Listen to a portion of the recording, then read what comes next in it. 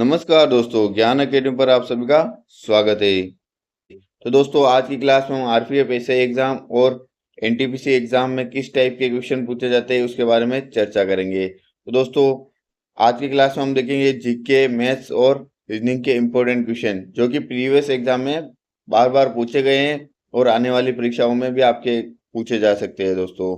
तो चलिए दोस्तों, आज का पहला क्वेश्चन देखते हैं। आज का पहला क्वेश्चन है, पद्मश्री पुरस्कार से सम्मानित चित्तानी रामचंद्र हेगड़े को भारत में निम्नलिखित में से किस नृत्य शैली में उनके योगदान के लिए जाना जाता है। तो दोस्तों, क्वेश्चन है कि चित्तानी रामचंद्र हेगड़े किस नृत्य शैली से संबंधित है। ऑप्शन ए दे रखा सत्रिया, ऑप्शन बी है कुचिपुड़ी, ऑप्शन सी दे रखा यक्षगान और ऑप्शन डी दे रखा है कथकली। दोस्तों, जल्दी से राइट आंसर कमेंट कीजिए। राइट आंसर क्या हो जाएगा। सत्रिया कहाँ का प्रसिद्ध नृत्य है दोस्तों? असम का। रामचंद्र हेगड़े जिन किस नृत्य शैली से संबंधित है? यक्षगान शैली से संबंधित है दोस्तों, जो कि भारत के कर्नाटक का एक प्रसिद्ध नाट्य रूप है दोस्तों। कहाँ का है? कर्नाटक का प्रसिद्ध नाट्य रूप है दोस्तों।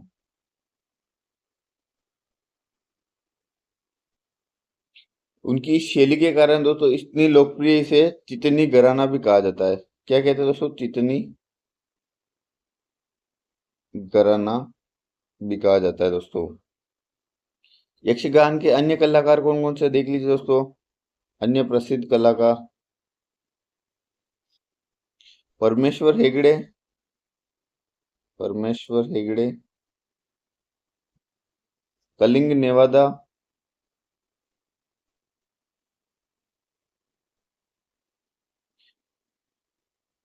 बालिपा नारायण भागवत, बालिपा नारायण भागवत। तो दोस्तों, ये साथ में आपको अन्य कलाकार के नाम भी याद रखना है। तो राइट आंसर अपना क्या हो जाएगा दोस्तों? यक्षगान हो जाएगा। चलिए दोस्तों, बढ़ते हैं अगले क्वेश्चन की ओर।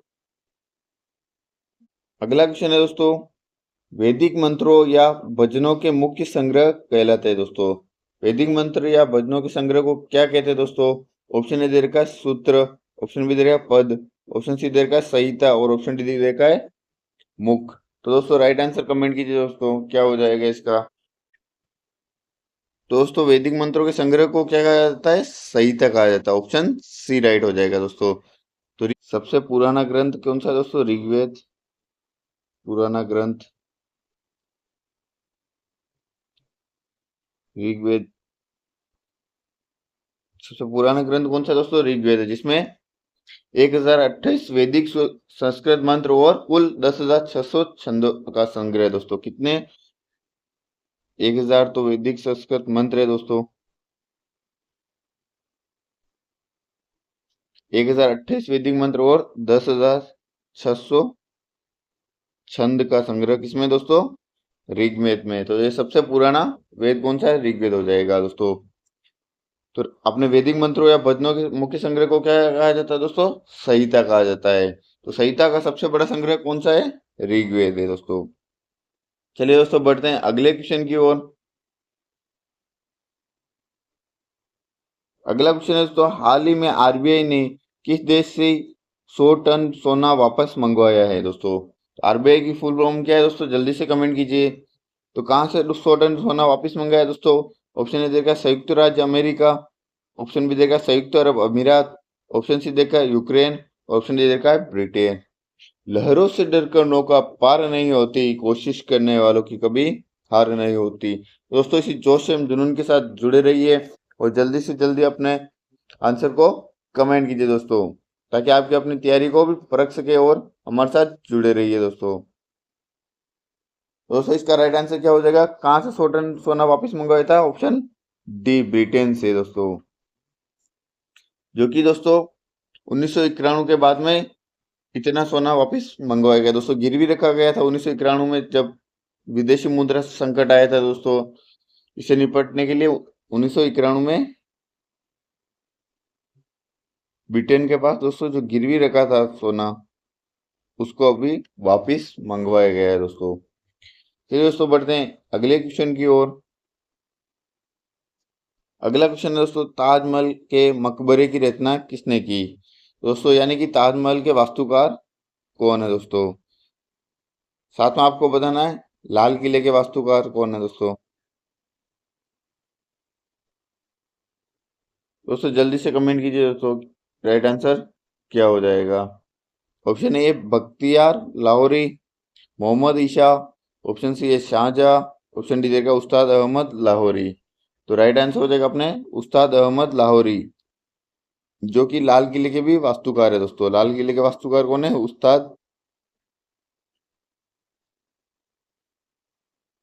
उस्ताद अहमद लाहौरी।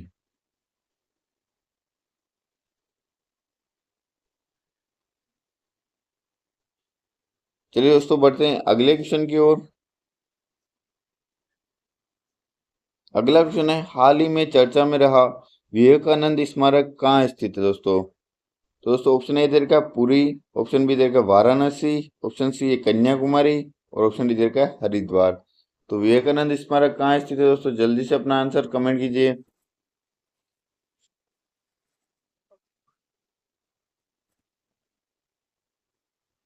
तो राइट आंसर हो जाएगा अपने कन्याकुमारी तमिलनाडु में स्थित है दोस्तों।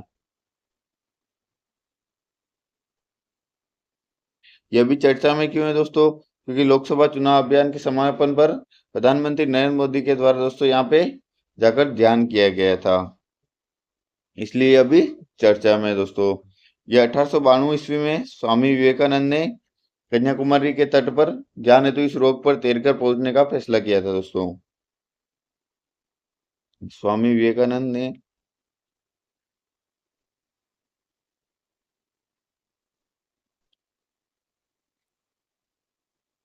यहाँ पर दोस्तों क्या किया था? ध्यान किया था दोस्तों, इसलिए यह प्रसिद्ध है दोस्तों। चलिए दोस्तों बढ़ते हैं अगले क्वेश्चन की ओर। अगला क्वेश्चन है, निम्नलिखित में से कौन सा भारतीय संविधान के अंतर्गत वर्णित एक मौलिक कर्तव्य है? तो दोस्तों मौलिक कर्तव्य कौन सा है? ऑप्शन ए इधर का निजी संपत्ति की सुरक्षा करना, ऑप्शन बी है प्रतिष्ठा की रक्षा करना, ऑप्शन सी है देश की रक्षा करना, ऑप्शन डी है धार्मिक मामलों का प्रबंधन करना। तो मौलिक कर्तव्य भाग 4 में अनुच्छेद 51 ए में जोड़े गए दोस्तों। अनुच्छेद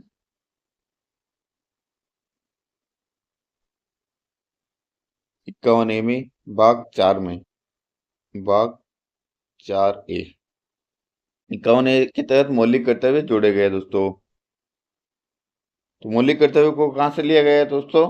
सोवियत संघ के संविधान से लिया गया है। कहाँ से? सोवियत संघ के, सोवियत संघ के संविधान से मौलिक कर्तव्य को लिया गया है दोस्तों। तो राइट आंसर कौन सा हो जाएगा? देश की रक्षा करना। ये अपना क्या है दोस्तों? सभी का मौलिक कर्तव्य है दोस्तों। ऑप्शन सी राइट हो जाएगा। चलिए दोस्तों बढ़ते हैं अगले क्वेश्चन की ओर। अगला क्वेश्चन है दोस्तों, भारत का दक्षिणी भाग किस कटिबंध में पड़ता है दोस्तों? ऑप्शन ए इधर का वर्षा, ऑप्शन बी है शीतोष्ण, ऑप्शन सी है ध्रुवीय, ऑप्शन डी इधर का उष्ण कटिबंधीय। तो राइट आंसर कौन सा हो जाएगा दोस्तों? दक्षिण भाग है जो किस कटिबंध के अंतर्गत आता है दोस्तों? राइट आंसर हो जाएगा उष्ण कटिबंध, जो कि कर्क रेखा और मकर रेखा के बीच का भाग है दोस्तों, जो गर्म तापमान, उच्च आर्द्रता और प्रचुर वर्षा की विशेषता है दोस्तों। कर्क रेखा तथा मकर रेखा के बीच का भाग है दोस्तों, जो किस लिए जाना जाता है दोस्तों? उच्च गर्म तापमान,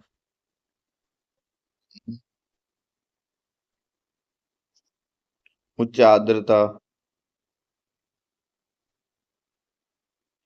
और प्रचुर वर्षा के लिए जाना जाता है। चलिए दोस्तों बढ़ते हैं अगले क्वेश्चन की ओर। अगला क्वेश्चन क्या कह रहा है दोस्तों? चंद्रगुप्त मौर्य ने किसकी सहायता से मगध के नंद वंश को उखाड़ फेंका था? दोस्तों चंद्रगुप्त मौर्य द्वारा जो नंद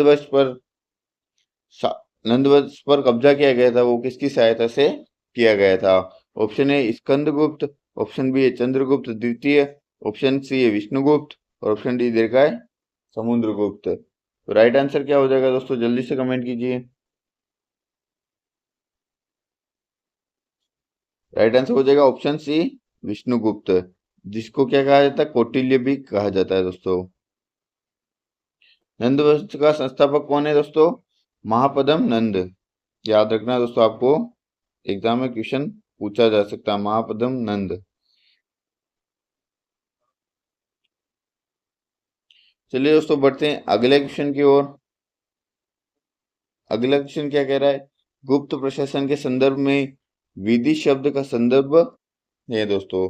विधि शब्द का संदर्भ किससे है दोस्तों, ऑप्शन ए हाथी की इकाई से, प्रशासनिक इकाई से, राज्य के निजी रक्षक से और सैनिकों से।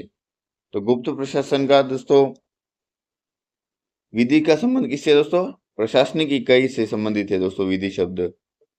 जो गुप्त काल में दोस्तों ऊपर से नीचे तक प्रशासनिक प्रभाव का एक पदानुक्रम था। तो साम्राज्य को राज्य के रूप में,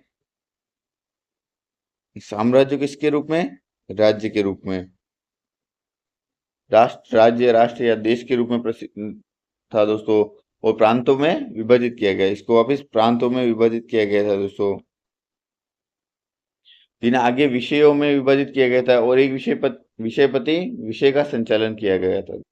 प्रांतों को वापिस विषयों में बांटा गया था। विषय का विषयपति होता था, मुख्य विषयपति।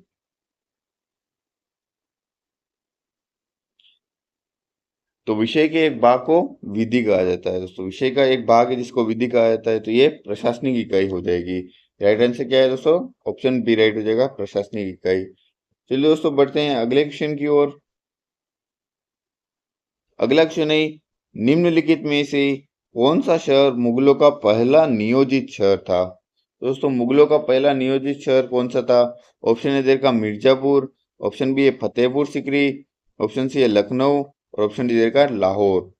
दोस्तों राइट आंसर क्या हो जाएगा दोस्तों, जल्दी से कमेंट कीजिए।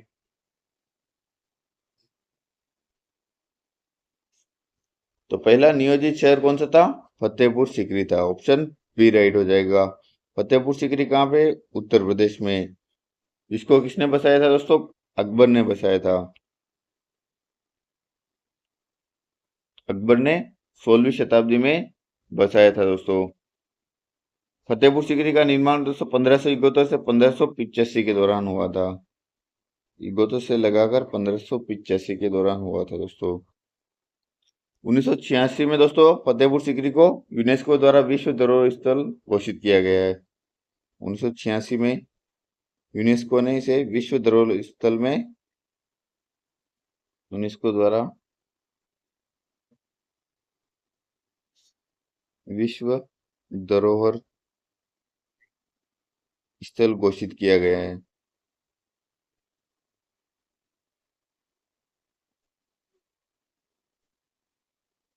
चलिए दोस्तों देखते हैं अगला क्वेश्चन।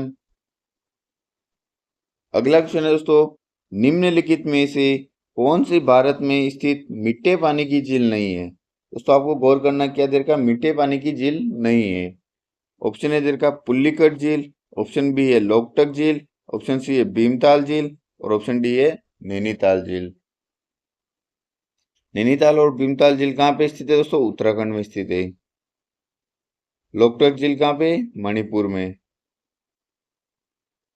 पुल्लिकट झील कहाँ पे दोस्तों, आंध्र प्रदेश में। तो मीठे पानी की झील नहीं, राइट आंसर कौन सा हो जाएगा, पुल्लिकट झील, जो कि आंध्र प्रदेश में स्थित है। खारे पानी की दूसरी सबसे बड़ी झील है, खारे पानी की दूसरी सबसे बड़ी झील। तो पहली झील कौन सी हो जाएगी दोस्तों, फर्स्ट नंबर पे हो जाएगी चिल्का झील, उड़ीसा। चिल्का झील जो कि कहाँ पे स्थित है दोस्तों, उड़ीसा में स्थित है। चलिए दोस्तों देखते हैं अगला क्वेश्चन। अगला क्वेश्चन है दोस्तों, एक परीक्षा में 20% अंक प्राप्त करने वाला एक छात्र 30 अंकों से अनुत्तीर्ण हो जाता है, परंतु एक अन्य छात्र जो 32% अंक प्राप्त करता है उत्तीर्ण होने के लिए आवश्यक अंकों से 42 अंक अधिक प्राप्त करता है। अंकों की अधिकतम संख्या ज्ञात कीजिए। दोस्तों मैथ्स का बहुत ही अच्छा क्वेश्चन है, तो जल्दी से अपना आंसर निकालिए और राइट आंसर कमेंट कीजिए दोस्तों। दोस्तों इस टाइप के क्वेश्चन को करने का बहुत ही सिंपल तरीका बताऊंगा, इससे आपको समय की बचत होगी और आप जल्दी से जल्दी क्वेश्चन को कर पाएंगे। चलिए अपना आंसर देखते हैं दोस्तों। दोस्तों क्वेश्चन क्या दे रखा है, 20%। एक विद्यार्थी जो कि 20% अंक प्राप्त करता है। दोस्तों उसने 20% अंक प्राप्त किए, लेकिन दोस्तों अनुत्तीर्ण हो जाता है। तो जो उत्तीर्णांक था दोस्तों, उससे कितने नंबर कम लाता है, 30 अंक कम लाता है दोस्तों। एक अन्य विद्यार्थी जो 32% अंक प्राप्त करता है, जिसने कितने दोस्तों 32% अंक प्राप्त किए, वह दोस्तों आवश्यक अंक उत्तीर्णांक से कितने अंक, 42 अंक अधिक लाता है दोस्तों। तो कितने अंक अधिक ला रहा है, 42 अंक अधिक ला रहा है दोस्तों। तो दोस्तों जो 20% और 32% दोनों के बीच का अंतर कितना हो जाएगा दोस्तों, 12% का अंतर हो जाएगा, जो कि किसके बराबर है, 30 अंक और 42 अंक के योग के बराबर है। 30 और 42 अंक का योग कितना हो जाएगा, 72 हो जाएगा। कितना हो जाएगा, 30 और 42 का योग 72 हो जाएगा। तो 1% किसके बराबर हो जाएगा, 6 के बराबर हो जाएगा। तो अपन को पूर्णांक निकालना है, तो 100% की वैल्यू निकालनी है। तो 100% का वैल्यू 6 को 100 से गुणा कर लेंगे दोस्तों, तो कितना आ जाएगा, 600 आ जाएगा। तो अपना पूर्णांक कितना आ जाएगा, ऑप्शन ए राइट हो जाएगा। राइट आंसर क्या आ रहा है दोस्तों, 600 हो जाएगा। बहुत ही सिंपल क्वेश्चन है दोस्तों, आपको कुछ नहीं करना है। इसमें पहला विद्यार्थी दोस्तों 20% अंक प्राप्त करता है, जो कि 30 अंकों से अनुत्तीर्ण हो जाता है। तो उत्तीर्ण अंक कितना हो जाएगा दोस्तों, बीच में हो जाएगा। और दोस्तों दूसरा विद्यार्थी 32% अंक प्राप्त करता है और 42 अंक अधिक प्राप्त करता है उत्तीर्ण अंक से। तो दोनों का अंतर निकाल लिया दोस्तों, कितना प्रतिशत आ रहा है, प्रतिशत में 12% और अंकों में कितना आ रहा है दोस्तों, 72 का आ रहा है। तो 1% का अंतर कितना हो जाएगा, 6 हो जाएगा। तो 100% निकालना है दोस्तों, तो 6 इंटू 100 करेंगे तो कितना आ जाएगा, 600 आ जाएगा। चलिए दोस्तों बढ़ते हैं अगले क्वेश्चन की ओर।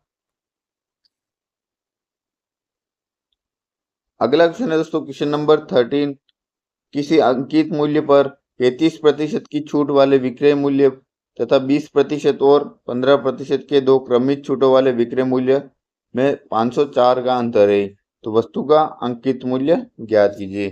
दोस्तों बहुत ही अच्छा कॉन्सेप्ट है, जल्दी से अपना आंसर निकालिए और राइट आंसर कमेंट कीजिए। दोस्तों बहुत ही अच्छा क्वेश्चन है, जल्दी से कमेंट कीजिए।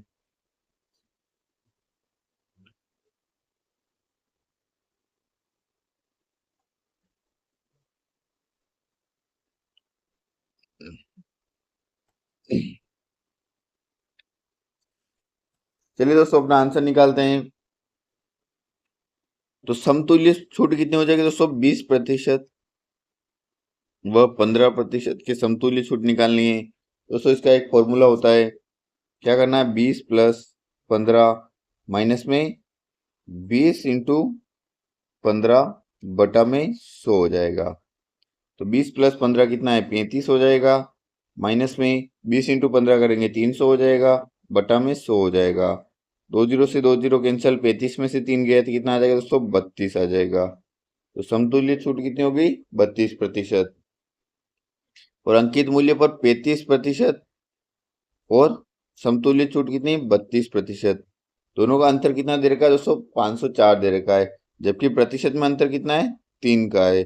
तो 504 किसके बराबर हो जाएगा, 3 के बराबर हो जाएगा, 3% के बराबर। तो अपन को वस्तु का अंकित मूल्य निकालना है, यानी 100 की वैल्यू निकालनी है दोस्तों। तो इंटू में अपन क्या कर देंगे, 100 कर देंगे।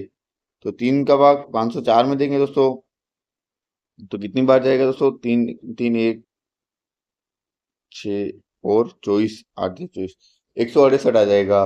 तो 168 इंटू 100 कर देंगे तो कितना आ जाएगा दोस्तों, 16,800 आ जाएगा। तो राइट आंसर क्या हो जाएगा, ऑप्शन नंबर डी राइट हो जाएगा। बहुत ही अच्छा क्वेश्चन था दोस्तों, बहुत ही सिंपल तरीका बताया दोस्तों, आपको कुछ नहीं करना है, समतुल्य छूट निकाल लेनी है। समतुल्य छूट निकालने का सूत्र क्या है दोस्तों, एक बार प्लस करना, ए प्लस बी, ए इंटू बी बटा में 100 कर देना है, जो कि माइनस हो जाएगा दोस्तों। तो समतुल्य छूट अपने 32% आ गई, दोनों का अंतर 3 आ जाएगा दोस्तों। 3% में 3 आ रहा है, लेकिन मूल्य में कितना है, 504 है। तो 504 किसके बराबर, 3 के बराबर हो गया। इंटू अपन 100 की वैल्यू निकालेंगे, तो अपने अंकित मूल्य ज्ञात हो जाएगा। तो कितना आया दोस्तों, 16,800 रुपए। चलिए दोस्तों बढ़ते हैं अगले क्वेश्चन की ओर। अगला क्वेश्चन है दोस्तों, राम और श्याम मिलकर किसी कार्य को 25 दिन में समाप्त कर सकते हैं। दोनों ने 15 दिन तक साथ कार्य किया और फिर श्याम ने कार्य को छोड़ दिया। उसके बाद राम ने शेष कार्य को 12 दिन में समाप्त कर दिया। राम अकेले उस कार्य को कितने दिनों में समाप्त कर सकता है। दोस्तों टाइम है वर्क का क्वेश्चन है दोस्तों, जल्दी से अपना आंसर निकालिए और राइट आंसर कमेंट कीजिए दोस्तों।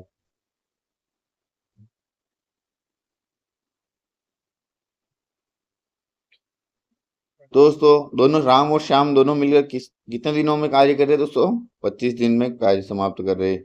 तो अपन टोटल कार्य को कितना, 100 कार्य मान लेते हैं दोस्तों। दोनों मिलकर 25 दिन में कर रहे हैं दोस्तों। तो इनकी प्रतिदिन कितना काम कर रहे हैं दोस्तों, 4 काम प्रतिदिन कर रहे हैं।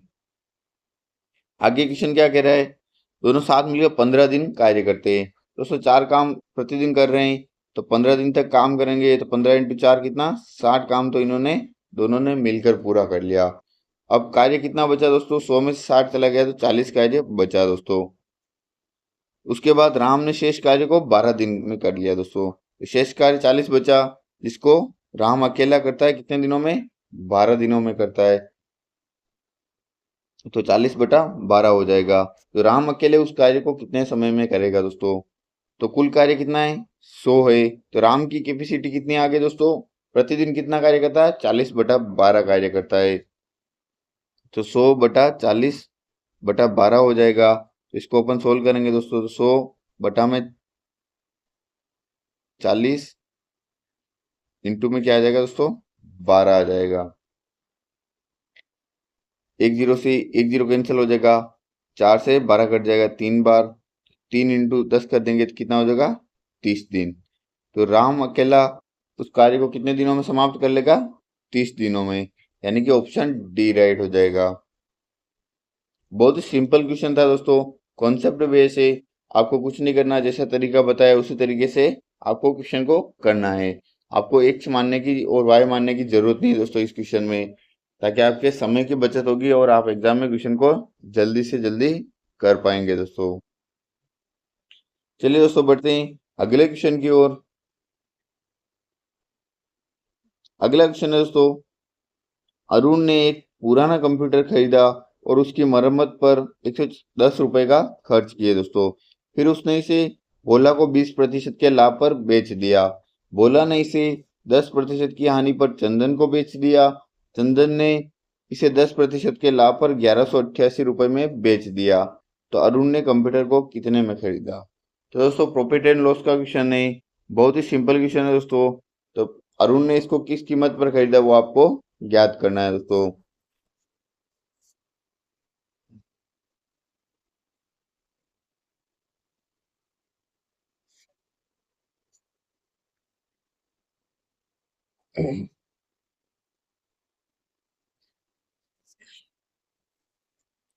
दोस्तों सबसे पहले अपन चंदन का कॉस्ट प्राइस निकालते हैं दोस्तों। तो चंदन का क्रय मूल्य क्या हो जाएगा दोस्तों, इसने 1188 में बेचा जिस पर 10% का लाभ कमाया। तो 1188 110 के बराबर हो जाएगा। 100 की वैल्यू निकाल लेते हैं, 1 0 से 1 0 कैंसिल हो जाएगा। तो इसका 11 का भाग 1188 में देंगे कितना आ जाएगा दोस्तों,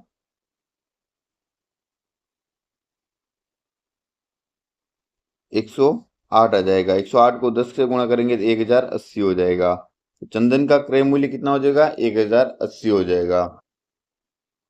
तो दोस्तों जो चंदन का क्रय मूल्य है वो किसके दोस्तों, भोला के सेलिंग मूल्य के बराबर हो जाएगा दोस्तों। भोला का सेलिंग मूल्य यानी विक्रय मूल्य के बराबर हो जाएगा। तो सेलिंग प्राइस दोस्तों भोला का क्रय क्रय मूल्य निकाल लेंगे। तो भोला का क्रय मूल्य निकालते हैं दोस्तों। सबसे पहले भोला का कॉस्ट प्राइस, तो भोला का कॉस्ट प्राइस निकालने के लिए 1080 है। तो भोला ने इसे कितने 10% की हानि पर बेचा दोस्तों। तो हानि पर बेचा यानी कि 90 रुपए में बेचा। अपन को 100 की वैल्यू निकालनी है दोस्तों। 1 0 से 1 0 कैंसिल हो जाएगा। 108 इंटू 100 करेंगे तो कितना आ जाएगा दोस्तों? 1200 आ जाएगा। 9 से 108 कट जाएगा 12 बार, 12 इंटू 100 करेंगे तो कितना आ जाएगा? 1200 आ जाएगा। तो बोला का क्रय मूल्य कितना हो जाएगा दोस्तों? 1200 रुपये हो जाएगा। तो बोला का जो क्रय मूल्य है वो अरुण के सेलिंग मूल्य के बराबर हो जाएगा। बोला का कॉस्ट प्राइस अरुण के सेलिंग प्राइस के बराबर हो जाएगा। तो अरुण का कॉस्ट प्राइस निकाल लेंगे दोस्तों। तो अरुण का कॉस्ट प्राइस निकालते हैं सबसे पहले। अरुण का क्रय मूल्य, अरुण का क्रय मूल्य कितना है दोस्तों? उसने 20% के लाभ पर बेचा है। तो 1200 कितने के बराबर हो जाएगा? 120 के बराबर हो जाएगा। इंटू में 100 कर देंगे। 10 से 10 कैंसिल, 12 का भाग 120 में 10 बार जाएगा। 10 इंटू 100 करेंगे कितना आ जाएगा? 1000 आ जाएगा। 1000 आ गया और उसने 110 रुपये मरम्मत पर खर्च किए दोस्तों। अरुण ने 110 मरम्मत पर खर्च किए तो कितना आ जाएगा दोस्तों? क्रय मूल्य 890 रुपये आ जाएगा। तो अरुण ने कंप्यूटर को कितने रुपए में खरीदा? 890 रुपये में, यानी कि राइट आंसर हो जाएगा ऑप्शन डी। दोस्तों ये क्वेश्चन थोड़ा लेंदी क्वेश्चन है, लेकिन इसको इसी तरीके से करना ताकि आपके क्वेश्चन को करने में थोड़ा सा कम समय लगेगा। थोड़ा सा ये क्वेश्चन लेंदी है तो थोड़ा समय तो इसमें लगेगा। तो इस टाइप के क्वेश्चन को या तो आप लास्ट में कर सकते हैं या जब आपके सारे क्वेश्चन हो जाए उसके बाद ही करना, ताकि आपके समय की बचत हो और आप क्वेश्चन को आसानी से कर पाए। चलिए दोस्तों देखते हैं अगला क्वेश्चन। अगला क्वेश्चन दोस्तों रीजनिंग का क्वेश्चन है। नीचे दिए गए अक्षरों का कौन सा समूह खाली स्थानों पर क्रमवार दिया गया है? दोस्तों खाली स्थानों की पूर्ति करनी है दोस्तों। तो कितने अक्षर दे रखे? 1 2 3 4 5 6 7 8 9 10 11 12 13 14 15 16 17 18 19 20 अक्षर है दोस्तों, जिसको आपको क्या क्या करना है? 4 4 के ग्रुप में डिवाइड करना है दोस्तों। तो सबसे पहले IPI अंडर स्कूप आ जाएगा, UPOG अंडर स्कूप PIG,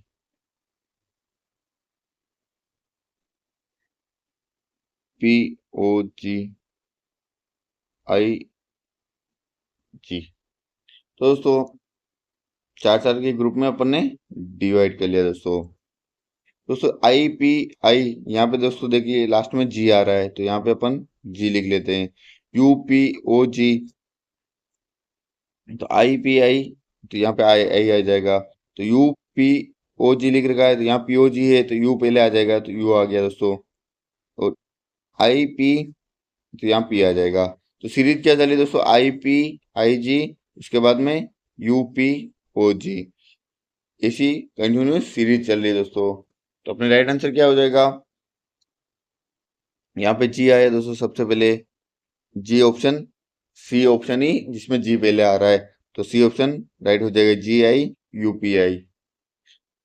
दोस्तों इस टाइप के क्वेश्चन में जैसे 16 दे रखा है तो उसको आपको 4 4 के ग्रुप में डिवाइड करना है। तो 20 है तो 4 4 या 5 के ग्रुप में डिवाइड करना है। तो आप इस टाइप के क्वेश्चन को आसानी से कर पाएंगे।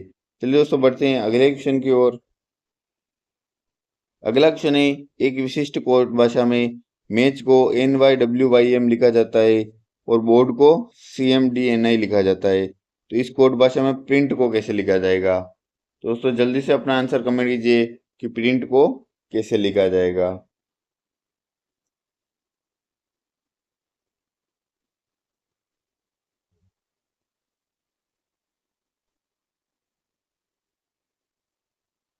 दोस्तों मैच को क्या लिखा जा रहा है? NYWYM।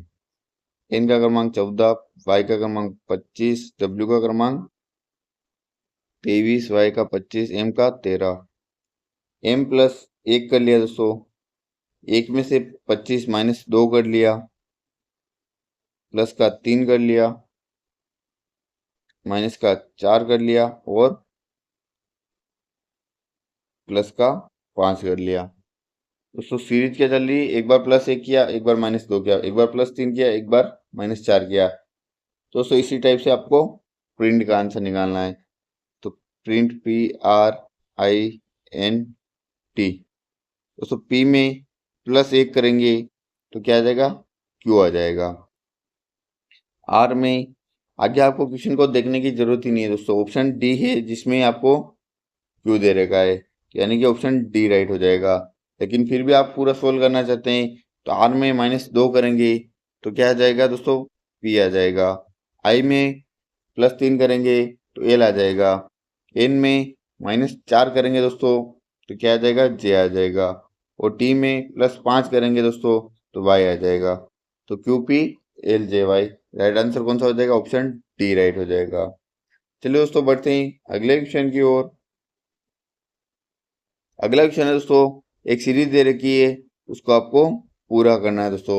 सबसे पहले 9 दे रखा है, उसके बाद 27 दे रखा है, उसके बाद 31 दे रखा है, उसके बाद 155 दे रखा है, उसके बाद 161 और अंत में 1127 दे रखा है, उसके बाद क्वेश्चन मार्क।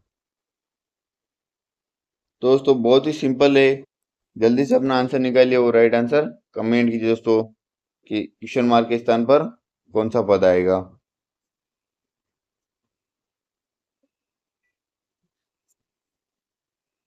दोस्तों सबसे पहले क्या कर रखा है, 9 को इंटू 3 किया, 9 त्रिया 27, 27 में +4 किया तो कितना है, 31 आ गया। 31 इंटू 5 किया तो 155 आ गया। 155 प्लस 6 किया तो 161 आ गया। 161 इंटू 7 करेंगे दोस्तों तो कितना आ गया दोस्तों, 1127 आ गया। तो 1127 में आगे क्या करेंगे, प्लस करेंगे 8 का, तो 1135 हो जाएगा। यानी कि राइट आंसर क्या हो जाएगा, ऑप्शन ए राइट हो जाएगा, 1135। कुछ नहीं है, सिंपल सीरीज दोस्तों, एक बार इंटू कर रखा है, एक बार प्लस कर रखा है, तो कंटिन्यूस सीरीज चल रही है दोस्तों। राइट आंसर क्या हो जाएगा अपने, 1135 हो जाएगा। चलिए दोस्तों बढ़ते हैं अगले क्वेश्चन की ओर। अगला क्वेश्चन है, संख्या युग्म प्रश्नों में दिए गए विकल्पों में से संबंधित संख्या युग्मों को चुनिए दोस्तों। 431 का संबंध दोस्तों 431 का संबंध जो 12 से दे रखा है, उसी प्रकार से 345 का संबंध किससे होगा दोस्तों। तो जल्दी से राइट आंसर कमेंट कीजिए दोस्तों, 431 का संबंध किस प्रकार से 12 से है।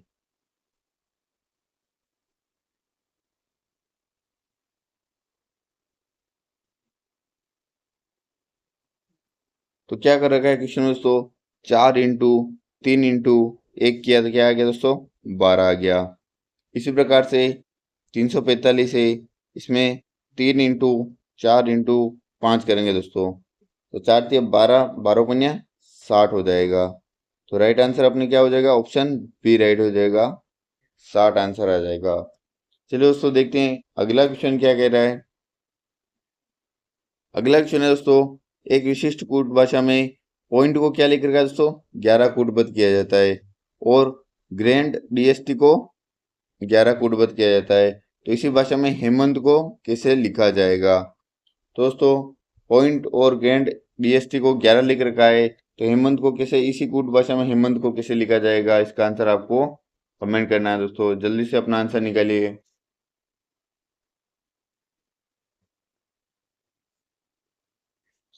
दोस्तों पॉइंट को देखते हैं, POINT। पी का क्रमांक क्या है, 16 है। ओ का क्रमांक क्या है, 15 है। आई का क्रमांक 9 है। एन का क्रमांक 14 है और टी का क्रमांक 25 है दोस्तों। सॉरी दोस्तों, टी का क्रमांक 20 है। सबका योग कर लिया दोस्तों, 16 प्लस 15 किया, प्लस 9 प्लस 14 प्लस 20, तो कितना हो जाएगा, योग करेंगे दोस्तों, 16 और 15 31 और 9 40, 40 और 20 60 और 14 74 हो जाएगा। 74 हो गया, तो 74 में 7 प्लस 4 किया तो कितना आ गया, 11 हो गया। इसी प्रकार से दोस्तों ग्रैंड डीएसटी में देखते हैं दोस्तों, जी का क्रमांक 7 प्लस आर का क्रमांक 18 प्लस ए का क्रमांक 1 प्लस एन का क्रमांक 14 प्लस डी का क्रमांक 4 प्लस एस का क्रमांक 19 और टी का क्रमांक 20 हो जाएगा। इसका योग करेंगे दोस्तों तो कितना आ जाएगा, 83 आ जाएगा। 83 हो गया दोस्तों, 8 प्लस 3 करेंगे तो कितना हो जाएगा, 11 हो जाएगा। इसी प्रकार से अपन को हेमंत का निकालना है, तो हेमंत का कोड देखते हैं, एच का 8 हो जाएगा, प्लस ई का 5 हो जाएगा, एम का 13 हो जाएगा, ए का 1 हो जाएगा, एन का कितना है दोस्तों 14 हो जाएगा और टी का 20 हो जाएगा। योग करेंगे दोस्तों, 8 और 5 13, 13 और 13 26 और 1 27, 27 और 20 करेंगे दोस्तों तो कितना हो जाएगा 47, 47 में 14 का योग करेंगे दोस्तों तो कितना आ जाएगा 61 आ जाएगा। तो 6 प्लस 61 में 6 प्लस 1 कर लेंगे तो कितना आ जाएगा 7 आ जाएगा। तो राइट आंसर क्या हो जाएगा, ऑप्शन डी राइट हो जाएगा, 7 आंसर हो जाएगा। तो दोस्तों आज की क्लास में अपन ने 20 इंपॉर्टेंट क्वेश्चन देखे दोस्तों, जो कि आपके एग्जाम की दृष्टि से इंपॉर्टेंट है और प्रीवियस एग्जाम्स में इस टाइप के क्वेश्चन आपके पूछे गए हैं दोस्तों। दोस्तों इस क्लास को आप अपने सभी दोस्तों के साथ शेयर कर दीजिए और जो चैनल पर नए वो चैनल को एक बार सब्सक्राइब कर दीजिए और एक लाइक और शेयर कर दीजिए ताकि हमें मोटिवेशन मिले और मैं आपके लिए अच्छा से अच्छा कंटेंट ला सकूं और आप अपनी तैयारी को और मजबूत कर सके। तो धन्यवाद दोस्तों।